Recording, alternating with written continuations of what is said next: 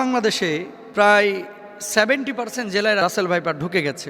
সে বৎসরে 20 থেকে 40টা বাচ্চা দিতে পারে। আপনি পানিতে আছেন, ঠিক সেই সময় সাপ আপনার পায়ে কামড় দিয়েছে, আপনি নিশ্চিত থাকবেন যে আপনার শরীরে বিষ ঢুকবে না। কেন বলেন তো?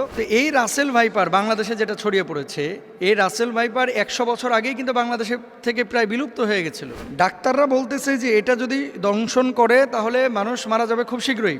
এরকম একটা বিপদ মুসিবতের সময় একজন মুমিন আমার বিশ্বাস থেকে করণীয় কিছু আছে কিনা? ফরিদপুরের একজন লিডার তিনি ঘোষণা করেছেন যে রাসেল ভাইপার একটারে যে মারতে পারবে তার আমি 50,000 টাকা পুরস্কার দেব। সাপের ব্যাপারে কিন্তু হাদিস আছে একাধিক, এবং এক্ষেত্রে আব্দুল্লাহ ইবনে ওমর রাদিয়াল্লাহু তাআলা আনহু তিনি সাপ দেখলেই কিন্তু দৌড়ান দিতেন এবং মারতেন। আপনি বলবেন যে হুজুর কেন তিনি মারতেন? নবীজি সাল্লাল্লাহু আলাইহি ওয়াসাল্লাম এক প্রকার সাপের ব্যাপারে খুব সতর্ক করেছিলেন সাহাবীদেরকে। সেই সাপটা কোন সাপ দেখেন, নবীজি সাল্লাল্লাহু আলাইহি ওয়াসাল্লাম সেই সাপের ব্যাপারে আনা আয়েশা রাদিয়াল্লাহু তাআলা আনহা قالت আমারা রাসূলুল্লাহ সাল্লাল্লাহু আলাইহি ওয়াসাল্লাম বিকতলি জিত তুফিয়াতাইনে ফাইন্নাহু ইয়ালতামিসুল বাসর ওয়া ইউসিবুল হাবাল। আয়েশা রাদিয়াল্লাহু তাআলা আনহা থেকে বর্ণিত, তিনি বলেন রাসূল আকরাম সাল্লাল্লাহু আলাইহি ওয়াসাল্লাম পিঠে দুটি সাদা রেখা বিশিষ্ট বিষধর সাপ মেরে ফেলার নির্দেশ দিয়েছেন, কারণ তার দৃষ্টিশক্তি কেড়ে নেয় এবং গর্ভস্থ সন্তানের ওপরে বিরূপ প্রতিক্রিয়া সৃষ্টি করে। গর্ভে যে সন্তান থাকে এরকম কোনো মাকে যদি এই সাদা রেখা বিশিষ্ট সাপ দংশন করে তাহলে সেই সন্তানের ওপরে ইফেক্ট করে, মায়ের ওপরে ইফেক্ট করে। এটা নবীজি নিজে বলেছেন। কোথায় আছে হাদিসটি? নবীজি সাল্লাল্লাহু আলাইহি ওয়াসাল্লামের এই হাদিসটি আম্মাজান আয়েশা সিদ্দিকা রাদিয়াল্লাহু তাআলা আনহা থেকে বর্ণিত। বর্ণনাকারী আয়েশা বিনতে আবু বকর সিদ্দিক রাদিয়াল্লাহু তাআলা আনহা, এবং হাদিসের মান সহিহ মুসলিম ইসলামিক ফাউন্ডেশন থেকে যেটা অনুবাদ করা হয়েছে সেখানে এই হাদিসটি আমরা যদি খুঁজি তাহলে পাবো। এরপর আসেন আরেকটি হাদিস, ওয়াকলাল আবতারু ওয়াদুত্তুফ ইয়াতাইনে। নবীজি কি বলছেন? লেজ খসে যাওয়া এবং পিঠে দুটি সাদা রেখা বিশিষ্ট সাপ। আব্দুল্লাহ ইবনে ওমর রাদিয়াল্লাহু তাআলা আনহু একটা সাপ দেখলেন, তারপরে এটার পিছু নিয়েছেন। অন্য সাহাবীরা ওনাকে বলছেন, এই তুমি কোথায় যাচ্ছ? এই যে সাপ আমি দেখেছি, নবীজি সাল্লাল্লাহু আলাইহি ওয়াসাল্লাম তো সাপ দেখলে মেরে ফেলতে বলেছেন, এই জন্য আমি মারার জন্য যাচ্ছি। তো সাহাবীরা বললেন, তুমি কি শোনো নাই যে ঘরে এবং ঘরের বাইরে যে সমস্ত সাপগুলা মানুষের আশপাশে থাকে, এই সাপগুলো তোমাকে দংশন না করলে, তোমার ক্ষতির কারণ না হলে তুমি তাকে হত্যা করতে পারবে না। এটা নবীজি নিজেই নিষেধ করেছেন। তাহলে কি এখান থেকে বোঝা যায় যে যেই সাপটা আপনার শরীরের জন্য ক্ষতিকর, আপনার জীবন বিনাশ করবে, সেই সাপকে আপনার হত্যা করতে হবে। আর কিছু সাপ আছে, আপনি জানেন কি না, সারা পৃথিবীতে যত ধরনের সাপ আছে 80% সাপ যাদের নাই, বিষ নাই, মানুষকে কামড়াইলে এই মানুষের শারীরিক কোনো ক্ষতি হয় না। এবং সাপের একটা নেচার আছে, কিন্তু আপনি যতক্ষণ পর্যন্ত তারে খোঁচাখুচি না করবেন ততক্ষণ পর্যন্ত কিন্তু কামড়ায় না। খেয়াল করে দেখেন, ধরেন আপনার পাশ দিয়ে চলে যাচ্ছে, আপনাকে প্রথমে কিন্তু ছবল মারে না, এটা সাপের একটা বৈশিষ্ট্য। কিন্তু এই রাসেল ভাইপার বাংলাদেশে যেটা ছড়িয়ে পড়েছে, এই রাসেল ভাইপার 100 বছর আগেই কিন্তু বাংলাদেশে থেকে প্রায় বিলুপ্ত হয়ে গেছিল। এটা সাহারা মরুভূমিতে পাওয়া যেত, আরব বিশ্বের বিভিন্ন দেশে পাওয়া যেত। বাংলাদেশে কিভাবে আসলো এই সাপটা? এখন আমরা জানি না যে এটা কারো ষড়যন্ত্র কিনা বাংলাদেশের কৃষিখাত ধ্বংস করার জন্য, যে এই রাসেল ভাইপার ছাড়িয়ে দিলে কৃষকরা ভয়ে মাঠে যাবে না, ধান কাটতে পারবে না, বা জঙ্গলে যাবে না, কারণ এটার ইফেক্ট কিন্তু কৃষিখাতে অবশ্যই পড়বে। ডাক্তাররা বলতেছে যে এটা যদি দংশন করে তাহলে মানুষ মারা যাবে খুব শীঘ্রই, এবং ওই যে মেডিসিন বা ইঞ্জেকশন দেওয়ার পরে, অ্যান্টিভেনম দেওয়ার পরেও কিন্তু কাজ হয় না। অনেক সময় কিডনি বিকল করে ফেলে, হার্ট দুর্বল করে ফেলে, হার্ট বিকল করে ফেলে, এই জন্য মানুষ মারা যায়। এখন নবীজি সাল্লাল্লাহু আলাইহি ওয়াসাল্লামের সেই হাদিস থেকে আমরা স্পষ্টরূপে বুঝতে পারি যেহেতু রাসেল ভাইপার মানুষের জন্য ক্ষতিকর। এবং আজকে দেখলাম পত্রিকায় ফরিদপুরের একজন লিডার তিনি ঘোষণা করেছেন যে রাসেল ভাইপার একটারে যে মারতে পারবে তার আমি 50,000 টাকা পুরস্কার দেব।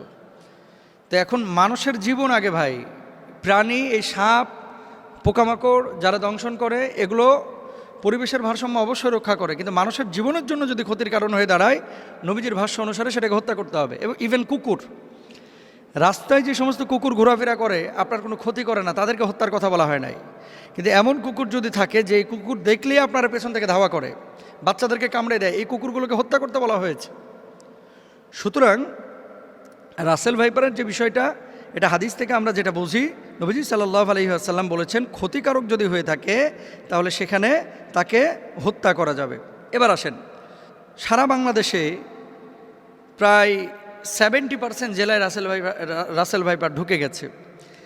এখন সাপে কামড়াইলে বাংলাদেশে আমরা কিছু ভুল বা কুসংস্কার কাজ করে থাকি, যেগুলো আসলে চিকিৎসা বিজ্ঞানের আলোকেও অথেন্টিক না এবং কোরআন হাদিসের আলোকেও অথেন্টিক না। মনে রাখতে হবে, যখন কোনো বিষয় আপনার শারীরিকভাবে কোনো ক্ষতি করছে, প্রথমত আপনাকে কারণটা বের করতে হবে যে কী কারণে এটা হলো। সাপে কামড়াইছে, সাপে কামড়ানোর পরে এই বিষটা কিন্তু আপনার শরীরের মধ্যে ঢুকতেছে।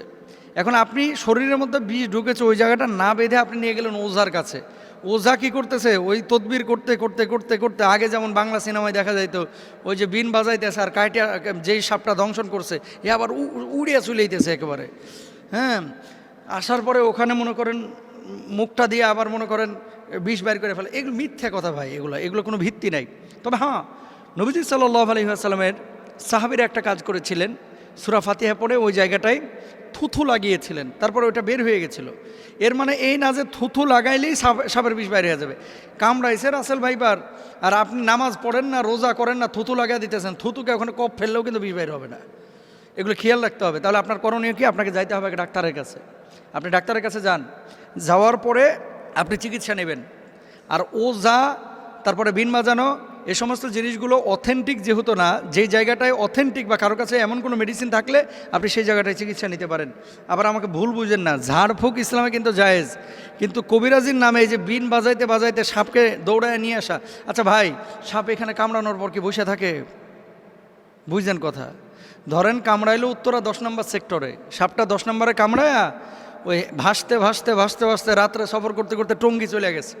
এখন আপনি এখানে বিন বাজাইতেছেন, ও টঙ্গী, সাপ আছে টঙ্গীতে, উত্তরা 10 নম্বর থেকে গাড়ির আওয়াজে সাপ বিনের আওয়াজ পাইবে কিভাবে? জিনিসগুলো কিন্তু একটা ভাবার বিষয়। তাহলে আমরা এই বিষয়গুলো খেয়াল রাখবো। সাপে কামড়াইলে চিকিৎসা নেওয়ার চেষ্টা করব। সাপে কামড়ানো জায়গায় তৎক্ষণাৎ পরিষ্কার করে ব্যান্ডেজ বা সুতির কাপড় দিয়ে ঢেকে দেব, এটা ডাক্তাররা বলছেন। এবং সেই জায়গাটায় রশি দিয়ে হালকা করে বেঁধে দিবেন যাতে করে বিষটা উপরে যাইতে না পারে। মনে রাখবেন, আপনি পানির মধ্যে পা দিয়ে রেখেছেন, পানিতে থাকা কোনো সাপ যদি পায়ের ওপরে কামড় দেয়, এটা খুব মনোযোগ দিয়ে শুনবেন। আপনি পানিতে আছেন, ঠিক সেই সময় সাপ আপনার পায়ে কামড় দিয়েছে, আপনি নিশ্চিত থাকবেন যে আপনার শরীরে বিষ ঢুকবে না। কেন বলেন তো? সাপটা যখন কামড় দেয়, বিষটা যখন এই তার দাঁত থেকে বা মুখ থেকে ছাড়ে, বিষটা ছাড়ার সাথে সাথে পানির সাথে মিশে ওই বিষটার শরীরের মধ্যে ঢুকে না। এই জন্য সাধারণত বিষধর সাপ পানির মধ্যে কামড় দেয় না। এই ধরা সাপ টোরা সাপ যেগুলো কামড় দেয়, চিন্তার কোনো কারণ নাই। কিন্তু শুকনো জায়গায় যদি আপনারা সাপে কামড় দেয়, বি কেয়ারফুল, এখানে আমাদের সচেতন হতে হবে। অনেকে সাপে কামড় দেওয়ার পর ওই জায়গাটায় মুখ লাগে চুষে বিষ নামানোর চেষ্টা করে, এটা সম্ভব না। চুষ দিয়ে বিষ বাইর করাটা, এটা বিশেষ করে রাসেল ভাইপারের কোনোভাবেই সম্ভব না। আর বিষাক্ত সাপে কাটলে বাঁচার একটাই পথ, দ্রুত হাসপাতালে যাওয়া, আল্লাহর কাছে দোয়া করা, সূরা ফাতিহা পড়ে সেই জায়গাটায় ফুৎকার করা। যেহেতু এই সূরাকে বলা হয় সূরাতুশ শিফা, মনে রাখবেন, সূরা ফাতিহাটাকে বলা হয় সূরাতুশ শিফা। এবং সাহাবীরা এই আমলটা করে ফলাফল পেয়েছে। আমরা আমলটাও করব এবং হসপিটালেও যাব, আল্লাহর উপর তাওয়াক্কুল করব। আল্লাহ তাআলা তৌফিক দান করুন। রাসেলস ভাইপার নামের যে সাপের কারণে আমরা আতঙ্কিত, একজন মুমিন হিসেবে আমাদের করণীয় কোনো আছে কি না, একজন মুমিন হিসেবে আমাদের করণীয় কোনো বিষয় আছে কি না, যেটার মধ্য দিয়ে রাসেলস ভাইপার সহ বিষাক্ত সাপের ছোবল থেকে আমরা বাঁচতে পারি। রাসেলস ভাইপার এটা কোনো আতঙ্কের নাম নয়। বাঁচার জন্যে আপনি যেইভাবে সতর্ক হওয়া উচিত, সতর্ক আপনি হবেন। আমাদের যে ইকোসিস্টেম, চারদিকের ইকোসিস্টেমটাকে আমরা নষ্ট করে ফেলেছি। আমরা বেজি দেখলেই মেরে ফেলি। আমাদের দেশে গুই সাপকে আমরা হত্যা করি। আমাদের দেশে শিয়ালকে পেলেই আমরা শিয়ালকে মেরে ফেলি। যেগুলো সাপ খেয়ে ফেলে সেগুলোকে আমরা ধ্বংস করার মধ্য দিয়ে বিষাক্ত এই সাপ, যেটা একসময় বিলুপ্ত প্রায় ছিল, সেই সাপটি হঠাৎ করে এত পরিমাণ বেড়ে গিয়েছে। অন্যান্য সাপ যদিও বাচ্চা দেয় ডিমের মধ্য দিয়ে, ডিম পেড়ে সেই ডিম থেকে বাচ্চা বের হয়। আর এই হিমোটক্সিন লালন করা এই সাপটি এতটা বিষাক্ত, সে বৎসরে 20 থেকে 40টা বাচ্চা দিতে পারে। বিষাক্ত এই সাপটি আমাদের দেশের 28টি জেলায় এই পর্যন্ত ছড়িয়ে পড়েছে। এই বৎসরে শুধু এই সাপের কামড়ে 10 জন মানুষ মারা গিয়েছে। বাংলাদেশে প্রতি বছর 4 লক্ষ মানুষকে সাপে কাটে। এই 4 লাখ মানুষ থেকে প্রায় 7,000 মানুষ মারা যায়। আমরা জানি না যে পরিবেশের ভারসাম্য রক্ষায় এই সাপের বিষেরও কিন্তু প্রয়োজন আছে। যারা অসুস্থ হয়ে যায়, ক্যান্সারে আক্রান্ত হয়, তাদের চিকিৎসায় এই সাপের বিষটাকে খুব বেশি আল্লাহ রাব্বুল আলামিন কার্যকরী ঔষধ বানিয়ে দিয়েছে। কিন্তু হিমোটক্সিন হওয়ার কারণে এই সাপের বিষটা এতটা মারাত্মক, আপনি অ্যান্টিভেনাম ইউজ করার পরেও মানুষটা মারা যেতে পারে। 25 দিন পরেও সে নানাভাবে তার কোনো অঙ্গহানি হতে পারে। এমনকি তার যেই অঙ্গে সাপটা কেটেছে ওই অঙ্গটা কেটে ফেলে দেওয়া লাগতে পারে।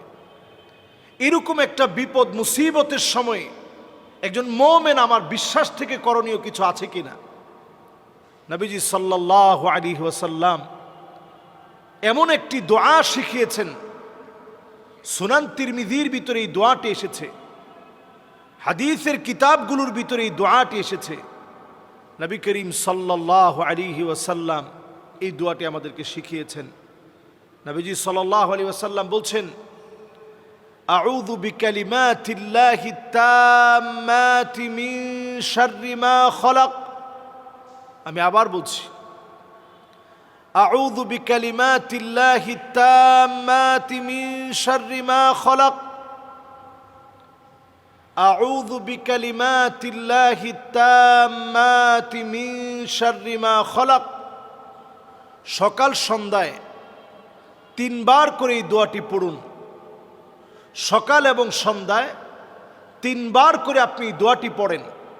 আবু হুরায়রা রাদিয়াল্লাহু তাআলা আনহু বলছেন, 3 বার যে ব্যক্তি এই দোয়াটি পড়বে, নবীজি সাল্লাল্লাহু আলাইহি সাল্লাম শিখিয়েছেন, ওই ব্যক্তির জন্যে, ওই ব্যক্তির উপর থেকে আল্লাহ রাব্বুল আলামিন যদি চান, তাহলে বিচ্ছু, সাপ, বিষাক্ত কোনো প্রজাতি যেটা ক্ষতি করার সম্ভাবনা আছে, ওই ব্যক্তির উপর থেকে আল্লাহ রাব্বুল আলামিন ক্ষতিটাকে কাটিয়ে দিবেন।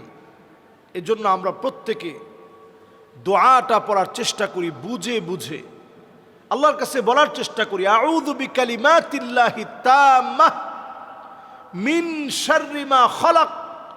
যত সৃষ্টি আছে, আল্লাহ সব সৃষ্টির যত অমঙ্গল আছে, সে অমঙ্গল থেকে আপনি আমাকে হেফাজত করেন। সাপের ছোবল বড় ভয়ানক হতে পারে। 100 মিনিটের ভিতরে আমার জীবনটা শেষ হয়ে যেতে পারে। এমনকি সাপে কাটার পরপরই শরীরটা ফুলে যেতে পারে, অঙ্গহানি ঘটতে পারে, মৃত্যুর দিকে মানুষটা ঢলে পড়তে পারে, কত রকমের ভয়াবহতা মানুষের উপর নেমে আসতে পারে। এই জন্য এই সময়টাতে আমি আপনি, বর্ষাকালে যেহেতু সাপের প্রাদুর্ভাব বেড়ে যায়, এই সময়টাতে আমরা সতর্ক হই। ফরিদপুরের একজন ব্যক্তি, তিনি এই সাপকে যে মারতে পারবে তার জন্য 50,000 টাকা তিনি বাজেট করেছেন, যে এক একটা রাসেলস ভাইপার যদি মারতে পারে 50,000 টাকা তিনি দিবেন। এটা কেন তিনি এটা বলেছেন? মানুষের মধ্যে এখন প্রচণ্ড ভয়ভীতি কাজ করছে। মানুষ কৃষিক্ষেতে যেতে পারছে না, ধান কাটতে গেলে ভয় চলে আসতেছে যে কখন না জানি সাপ আক্রমণ করে বসে। এই সাপ নদী পথে এক জায়গা থেকে আরেক জায়গায় ছড়িয়ে পড়ছে। আমাদের দেশের 28টা জেলাতে এখন প্রচণ্ডভাবে এবং প্রচুর পরিমাণে, যেহেতু বংশ বিস্তারে 20 থেকে 40টি বাচ্চা একবারেই সে দিতে পারে, খুব দ্রুত পরিসরে তার বংশ ছড়িয়ে পড়ে। এজন্য আমরা আল্লাহর কাছে আযাব থেকে পানাহ চাই। এবং এই সাপের ভয়াবহতা দেখার পরে রাসেলস ভাইপার অথবা চন্দ্রঘোড়া সাপ, দেখবেন চাঁদের মতো ছোপ থাকে, এই চাঁদের মতো ছোপ দেওয়া সাপটা আমাদের ঘরের আশেপাশে আঙিনায়, এই সাপের ভয়াবহতা থেকে বাঁচতে এমন কিছু উদ্ভিদ আছে যেই গাছগুলোর ঘ্রাণ, যেই গাছগুলো লাগানোর পরে এর ঘ্রাণ সাপ গ্রহণ করতে পারে না, সহ্য করতে পারে না। এই ধরনের গাছগুলো বেশি লাগানো। এমন কিছু গাছ আছে যেই গাছগুলো সাপ অনেক বেশি পছন্দ করে, এর মধ্যে লেবু গাছ এবং আমাদের এমন কিছু ফুলের গাছ আছে যেই গাছগুলো দেখবেন সাপ খুব পছন্দ করে। লেবু গাছটা খুব পছন্দ করে কেন? কারণ লেবু গাছের দেখবেন আশেপাশে বিভিন্ন জায়গাতে অনেক সময় ইঁদুর থাকে, ব্যাঙ থাকে। এই যে ইঁদুর আর ব্যাঙ যে জায়গার মধ্যে বেশি বেশি আসে, এমন সব জায়গার ভিতরে আপনি দেখবেন যে কোনো মুহূর্তে এই রাসেলস ভাইপার সহ বিভিন্ন সাপ এই জায়গাতে বাসা বানায় এবং এর আশেপাশেই বিভিন্ন সময়ে লুকিয়ে থাকে। তো অন্যান্য সাপগুলো স্বভাবত মানুষকে দেখলে ভয় পেয়ে যায় এবং সে চলে যেতেই চায়, কিন্তু রাসেলস ভাইপার এটা এমন আতঙ্কের নাম হয়ে দাঁড়িয়েছে যেটা মানুষকে গায়ে পড়েই কামড় দিতে চায় এবং ভয় দেখানোর জন্য এটা দেখবেন ঠিক প্রেসার কুকারের মতো আওয়াজ করে, মানুষ প্রচণ্ড যেন ভয় পেয়ে যায়। এজন্য আমি বলবো যে সাপকে আপনি মারার আগে একটু সতর্ক হবেন, অন্তত 3 বার বলবেন যে তুমি যদি জিন হও তাহলে চলে যাও, জিন হও তাহলে তুমি চলে যাও, জিন হও তাহলে চলে যাও। এরপরে আপনি যদি রাসেলস ভাইপার এই জাতীয় কোনো সাপ যেটা মানুষের জন্য বড় আতঙ্কের বিষয় হয়ে দাঁড়িয়েছে, আপনি এটাকে পেলে মেরে ফেলবেন। আমাদের দেশে সাপ রিস্কেও করে যারা, এদেরকে আরো বেশি রাষ্ট্রীয় সম্মাননায় পদমর্যাদা দিয়ে তাদেরকে এগিয়ে আনা দরকার ছিল। এই মানুষগুলো দেশের এই সাপের মধ্য দিয়ে, এই সাপের বিষ দিয়ে যে মেডিসিনগুলো তৈরি করা যায়, এটা দিয়ে কিন্তু আমাদের দেশ অর্থনৈতিকভাবে স্বাবলম্বী হতে পারত। এবং এই সাপগুলো বিভিন্ন মানুষের রোগ মুক্তির কারণ হিসেবে আল্লাহ তাআলা কোনো কিছু কিন্তু অনর্থক দেন নাই, সব কিছু আমাদের জন্যই আল্লাহ তাআলা দিয়েছেন। তো এটা আমাদের জন্য মুক্তির কারণ হতে পারত, এটা আমাদের জন্য বরং ক্ষতিকারক না হয়ে এটা আমাদের জন্য উপকারী হতে পারত। আল্লাহ রাব্বুল আলামিনের কাছে আমরা ফরিয়াদ করি আমাদের দেশের এই ভয়াবহতা থেকে আল্লাহ যেন